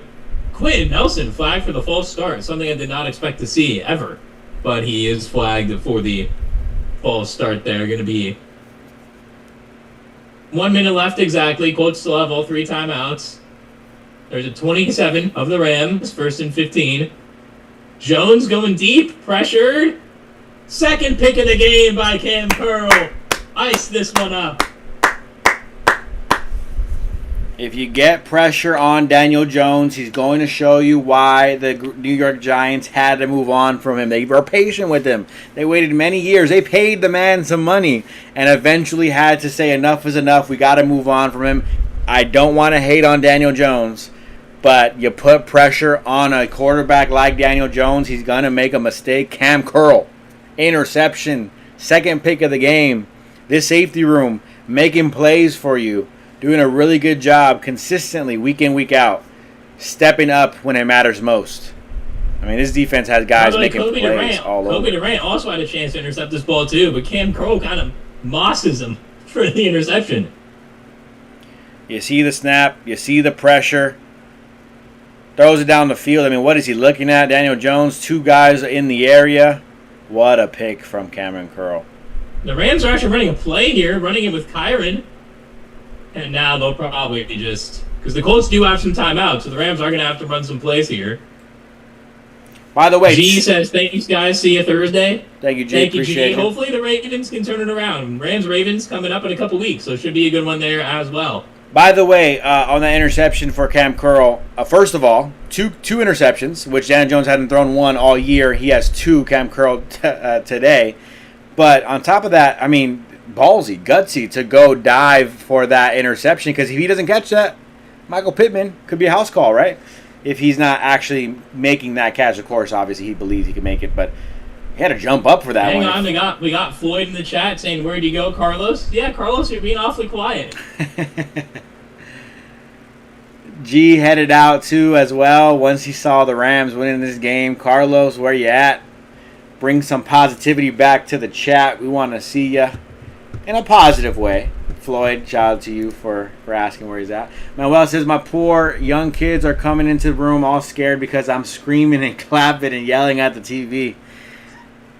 Yeah, man, I mean, good time. That's a good time right now. Great way to end this game, because ultimately the Rams had a bad game. I mean, we got to admit that. They've had a bad game.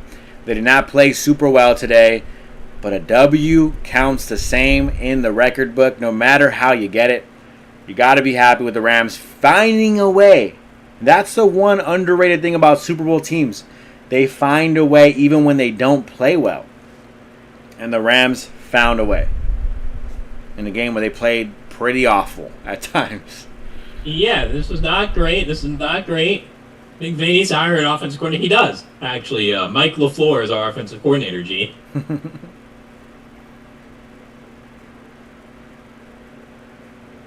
The Rams' upcoming schedule, as you can see, they got the Niners, then the Ravens. So G, we'll see you soon.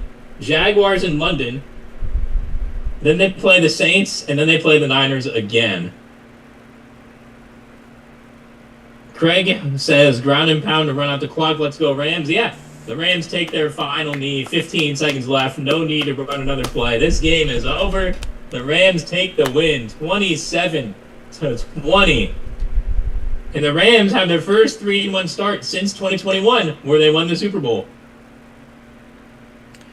Yeah, no, that is a key there. Last year you saw them start so rough to start the year, and now this year starting off strong.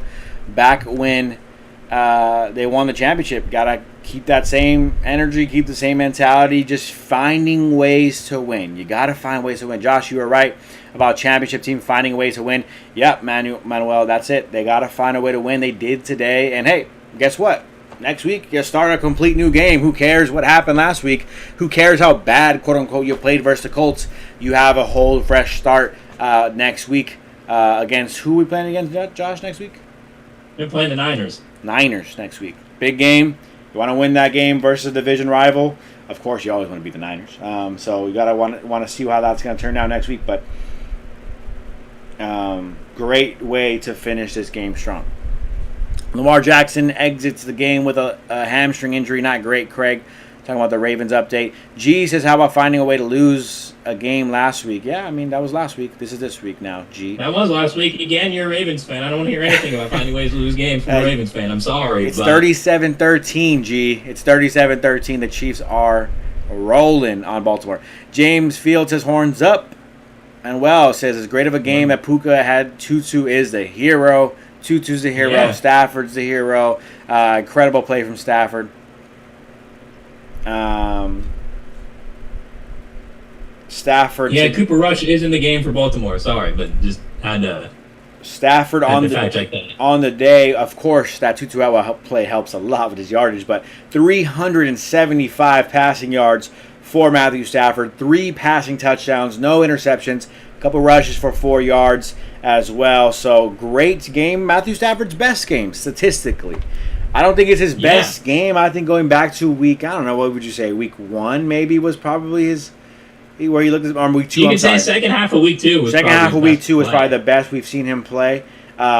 This game wasn't the best by any stretch of the imagination. Statistically, he's put up some great numbers, but yeah, I think Stafford looked pretty solid. I mean, look, we've had some tough matchups to start this year.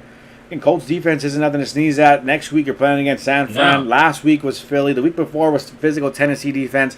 Houston, solid defense also week 1. You're playing some good defenses. And right now, the Rams 3-1. I mean, you got to be happy with that. Yes, you do. Matthew Stafford, obviously 29 for 41, 375, 3 tutties. Kyren Williams, 13 carries, 77 yards, a 5.9 average, what you want to see. Corum with 9 for 21, not great. Obviously, Puka Atwell, the 1 catch for an 88-yard touchdown. Devontae, 4 catches, 56, and a touchdown. Again, Devontae wasn't as productive as he'd like, but again, he was very productive in the balls that he caught. He did what he needed to do. He was good in the blocking game as well, so exactly what you want out of that. Yeah, 4 receptions, 56 yards. I mean, I'll take that any day of the week. That's what you want from Devontae. That's why he came here. It's 4 receptions, 56 yards, and, hey, a touchdown. A touchdown in the moment you needed it. That's kind of key here for Devontae. The red zone targets, that's where you need him most. And then, of course, down the field here and there throughout the game. This is kind of a perfect Devontae kind of esque game is what you expected when you signed him. Yeah. This exact kind of output, I think. Mm-hmm. CB says, yep, that's why you keep little Atwell. Manuel says 49ers on Thursday Night Football. Gotta remember that, by the way. If the Dodgers go to Game 3 of the wild card, which we're hoping they don't, but if they do go to Game 3 of the wild card, I will likely not be able to go live, as I'll be at the Dodgers game. So just keeping you aware in the loop. Oh, yeah, that's right. Yeah, Game 3 is on Thursday. As I remember. Hopefully the Dodgers win. Tuesday, Wednesday, we call it a series and move on. So that'd be nice. I can be with you guys here on Thursday. We'll see. James Field says, in the words of Taylor Owens, that's my quarterback. Yep. Start crying, shedding the tears a little bit. That's my quarterback. Great memory there. A.D. Mitchell won the game for us, unfortunately. Kind of. Rams won the game, but yes, I think you got to thank Mitchell for his mistakes. I'm glad Mitchell should get a game ball from Coach McVay postgame. They should go to the Colts locker room and give him a game ball. You're lucky. You're definitely lucky to win this game. But hey, luck, this is what I always say too. You got to get lucky. You got to get lucky sometimes. In the NFL, this sport is these teams are too good. These players are too good. Sometimes you got to get lucky. You get lucky today and roll out of here with a win. What a roller coaster of a game. And, well, agree with you there. Very frustrating for 90% of this game for them to finish it the way they did. Very, very happy to see that. Yeah, for sure. That's the way you have to finish these games. Cam Curl, what a game today, by the way. Cam Curl was someone in the offseason who I kind of wanted the Rams to trade, but he's looked awesome. In this game. And I think this entire DB room in general, we talk about the corners, we're talking about the safeties. They all are kind of up in the air, questionable, not super great guys, but as a unit, they are playing hard together. They're playing fairly well. Are they perfect? No. But this is another game where you're finishing the game with the other team only scoring 20 points. I mean, that's huge. It's not easy to do in the NFL. The only team that scored over 20 on you is the Philadelphia Eagles, right? And they really only scored a lot more because of that touchdown at the end there with the blocked field goal. So overall, the Rams win this game. A little bit of luck involved. Hey, last week you lost the game with a little bit of luck involved. Of course, yes, you shouldn't have given up all those points in the second half, but you kick a field goal, you win the game, it just gets blocked twice back-to-back. Not ideal for sure. So you win some, you lose some, and today the Rams win it. Yes. Belkey 310 says, go Rams. Love it. James quoting Toretto from Fast and Furious. Doesn't matter if you win by an inch or a mile, winning is winning. Yeah, it is. Couldn't have said it better myself. 2 minutes to go. Jaguars have the football in that Jacksonville Jaguars San Francisco 49ers game. So we could be looking at a 3-1 versus a 3-1 matchup on Thursday, but potentially could be facing a 4-0 San Francisco 49ers depending on how this game ends. We'll wait and see and keep an eye on the score for you guys with the San Francisco 49ers games. But thinking about the Niners, Brock Purdy's back. He's got one game under his belt. He's going to have short rest, as all these guys are going into that matchup on Thursday. How you feeling about this matchup? Rams 3-1 going in, playing against the San Francisco 49ers. Yeah, it's gonna be a tough one. I need to see if this game's at home or in San Fran. Sure. Real quick, but no matter where this game is going to be played, it is going to be a tough game. It's going to be a close game. That's really all you can ask for. I'm trying to get to. No worries. While you're looking that up, I'm going to go ahead and peep in here and say Brock Purdy today, 309 passing yards. Not the most efficient, 22 for 38 on the day. 2 passing touchdowns, but also he's thrown 2 interceptions, which is not what Brock Purdy typically does. He's usually pretty good at taking care of the football. So credit to the Jacksonville Jaguars defense. That's right. Really bugging him. Christian McCaffrey, 17 carries, just 49 rushing yards. Not having the best of years, our best of games rushing the football, but Christian McCaffrey can't get the ball out of his hands. 6 receptions for 92 receiving yards and a receiving touchdown. So Christian McCaffrey having a really good game in Jacksonville. How you feeling about the matchup? Is it home? Is it away? It is home. It is a Rams home game. So far, I mean, it's definitely it should be a good one. And the Rams are going to want to win. You got to play in San Fran at some point too, so you want to make sure you win these home games when you have them. Hopefully, the Rams can go into Thursday, really showing who the actual best team in the NFC West is. Because in my opinion, yes. I feel like I wasn't really concerned about the Niners going into this year. I thought last year they were kind of showing they were kind of tapering off as a team altogether, but they are proving me wrong a little bit. They're playing pretty tough this year. Even with Purdy dealing with an injury, they're still playing pretty tough. So how are you feeling about that game? I'm feeling good about it. It should be a close one. Again, we hope to be live, depending on what the Dodgers do. Hopefully the Dodgers can win it too. So we hope to be live for that one. But I am feeling good. I'm feeling good about it. Again, the Niners defense, Nick Bosa out for the year, which is obviously sucks. It's a big blow. But again, you're going to be dealing with Fred Warner whenever Kyren's running the football. And that's never easy dealing with a guy like Fred Warner. The secondary is a little After losing Hufanga and Ward, it's definitely a little So we'll see. The offense isn't what it once was. No Ayuk. Pearsall, I just read, is questionable as well. So definitely tough there. And Kittle is I believe Kittle's still out, unless if he's already back. But I believe Kittle might still be out as well. Yeah, he's been out. For a couple weeks on IR. Manuel in chat also just said it's funny how Carlos disappeared after the Rams took the lead. Yeah, I haven't heard from Carlos in quite a bit. John D says, get shit on, Colts. Okay, I see you. Getting aggressive here post-game. Yeah, Colts put up a good fight. They probably should have won this game, but hey, they didn't. Yeah, on to that. Well, maybe not. I mean, Adonai Mitchell, again, as Manuel said, as I said, should get a game ball. Yeah, definitely. Take it into the locker room. Give him a game ball. But yeah, the Rams, I'm really excited to see this game. It looks like, by the way, that Niners game might end with the Niners losing it. 39 seconds to go on my Google score sheet here. And it looks like the Jaguars still have the football. Could be trying to ice the game out. Run the football out. Like that. We'll wait and see on the So it looks like it will be 2 3-1 teams heading into Thursday's matchup. Yeah. I like that. Let's see more comments here. We got Rigo saying Seattle scares me more in terms of NFC West rivals. And then you have Coyote saying, how about Tutu out while clutching the dub? Yeah, we hyped up Tutu all afternoon because, he hasn't done much this year. Wins us that game and just kind of already makes you feel better about all the things we've been saying the last couple weeks, right? He hasn't been involved. You paid him $10 million. You want to see him get involved. Well, there you have it. He gets involved at the end to finish the game out for you. Again, a little bit of luck involved there as well. The Colts mistakenly not having enough guys on the field. Also, the defender getting tripped up a little bit. Great route by Tutu, but overall, I think, you're happy with Tutu finishing the game for you. Oh yeah, for sure. Yeah, that was a great play by Tutu, obviously, and hopefully the Rams can use him more in the offense, because that definitely should give you some more trust in him if you're Coach McVay and really start spreading out the offense. Mm-hmm. You have any more keys from this game that you're kind of taking away off the top of your mind that you think, okay, you're happy with Just this? resiliency.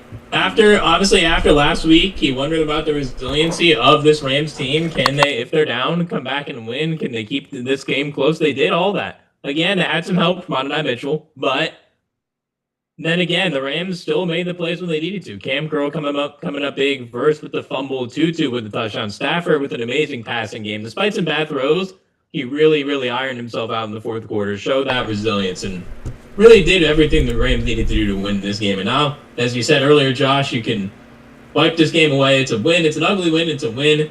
And now you go in and you prep for the Niners, really starting tonight, because your game's on Thursday. Don't have that full week practice schedule. So prep is probably starting tonight. Yeah, 100%. You already got to start prepping for this game. And by the way, speaking of the game versus the Niners will be going into the game 3-1 because they did just lose officially to the Jacksonville Jaguars. They fall short. A tweet here from looks like a Niners fan saying so many frustrating points to break down. Should Purdy have even played? So they're thinking about maybe Purdy not looking too hot today overall. Like I said, he wasn't super efficient, good yardage-wise, but not super efficient with his passing. How can he be ready for the Rams on Thursday? So maybe they're thinking he's not looking too hot yet. Where's the running game? Running game not too efficient either for the Niners today. Trent and CMC showing their age. Wow, that's pretty interesting to see them say that. Special teams had some issues for the Niners. Turnovers for the Niners. Wasted timeout in the first minute of the third quarter. So it's kind of coaching mistakes as well. Drops by the 49ers. Can't stop the run for the 49ers. A lot of negativity coming out of that Niners loss, it sounds like. But I'm pointing that out to say that is going to be a little bit of a positive for the Rams going into that game, right? Of course, the Niners are a good team. They're going to play well versus, they're going to play well against you. They're familiar with you, a very familiar opponent. But Brock Purdy just came off of an injury. He barely was ready to go and doesn't look like he played too hot today. The run game, Christian McCaffrey, you're always worried about that, but he's not looking too great, efficient at least right now in the run game. So can the Rams run all over the Niners, stop the run? That's kind of the theme for the Rams all year long, I think. Yes. Run the football, stop the run. How you feel about that? I feel great about it. Manuel in chat saying, okay, Josh F, I have to pay some attention to my kids after pretty much ignoring them during the game. I hope to join you both on Thursday. Go Rams. Thank you, Manuel. Yes, go pay attention to your kids. Yeah. Ocean Pacific says go Rams. Yes, we agree. Yeah, go Rams. We'll get out of here ourselves in a few minutes as well, just talking about the Niners game quick, and we'll hop off ourselves. Yeah. But what were you saying about the Niners? I was saying you got to stop that run with McCaffrey for sure. McCaffrey is still a very good receiving back as well. Again, the Niners are going to be pretty depleted. Ricky Pearsall questionable, looks like, heading into Thursday's game too. So it's going to be interesting to see how they can play and what Shanahan can do, because I think of Shanahan McVay. Obviously, McVay has kind of had the upper hand on Shanahan as of late. So we'll see how that looks. The defense with Robert Saleh, he's a good defensive coordinator, but again, so many injuries on that side of the ball as well for the Niners. So the Rams look to be the healthier team going in, so the Rams are probably going to be favored. We'll see what that line is coming soon, but I think this is definitely a winnable game for the Rams next week as well. 100%, and I think it'll be a big win for the Rams. You're talking about a home game versus a division rival. You need to win those because you're going to have to face them in San Fran at some point. Don't like your odds as much when you're going away to a place like that. Tough part is, even at home, SoFi will be filled with a sea of red as it is every single year. So you don't necessarily have the home field advantage, but you want to make sure you go out there, you compete well against this team, you beat up on them a little bit if you can, while they're kind of in this weird place where their offense isn't looking great. The quarterback is coming off injury. They're coming off short rest just like you are, but they seem a little more beat up than the Rams at this point. So I think that's where you got to take advantage. Strike now, improve to 4-1, kind of help your team really just start the year off extremely strong, make yourself feel really confident going into the bye weeks pretty soon. So that's what I want to see from the Rams. Come out, be aggressive, don't even make it a question. Let's kind of take care of business on Thursday at home, and hopefully we're here watching it live with you guys, and the game is played Or the Dodgers, I should say. The Dodgers take care of business. I'm going to be at the Dodgers game. The Dodgers play on Thursday. That's why. So hopefully the Dodgers take care of business, and I'll be here with you guys so we can react to it together. Maybe Josh goes solo live. I know he's nervous about that, but maybe, just maybe. If you want me to go solo live, what you need to do, you got to like the stream and subscribe to the channel. There you go. Coming up on 4:20 right now. We could probably call it unless you want to shout out any chats or anything like that. Josh. Yeah, we got one more chat. We got James Field saying it's always a great day when the Rams and Dodgers win and the Niners lose. Yes, it is. That's always a great day. And when the Astros miss the playoffs, it's even better. Man, so many positives in LA today. Yes, for sure. So many things to be happy with, for sure. But that is going to do it for us on today's live stream. Hope you guys enjoyed the watch along. Again, as I've been saying over and over again, week in, week out, we're going to try to improve this. Hopefully try to see if we can make sure that Josh's mic sounds great the whole time, not echoey at all or anything like that. If it was, mine as well. I know there was some echoiness earlier too. We're going to try to get some maybe scoreboards up in the background, things like that, all that good stuff. So stay tuned, subscribe to the channel if you're not subscribed already. That way you guys don't miss any daily Rams content, as well as the watch-alongs throughout the rest of the year, as we're going to continue to bring these to you guys every single time we can. Yeah. All right. Anything else to add? Thank you all for watching. Yeah. As usual, thank you. We appreciate it. We love going live. Hopefully Thursday we're able to. That's the goal. Should be live or somewhere around 5 p.m. is the goal. Yeah. If we are live, make sure to stay tuned to the channel because we will be letting you know throughout the week. And obviously, if there is a Game 3, just know at least one of us will not be live. Yeah, 100%. I'm hoping that the Dodgers take care of business on Tuesday and Wednesday. We'll wait and see. If you're hoping that we stream, then root for the Dodgers on Tuesday and Wednesday. So that way they can win and we can be here on live on Thursday evening. Other than that, that's going to do it for us on today's live stream. Hope you guys enjoyed, and we'll see you guys on Thursday, hopefully. Yeah, have a great rest of your day. Enjoy Sunday Night Football tonight as well. All right. See you guys. See ya.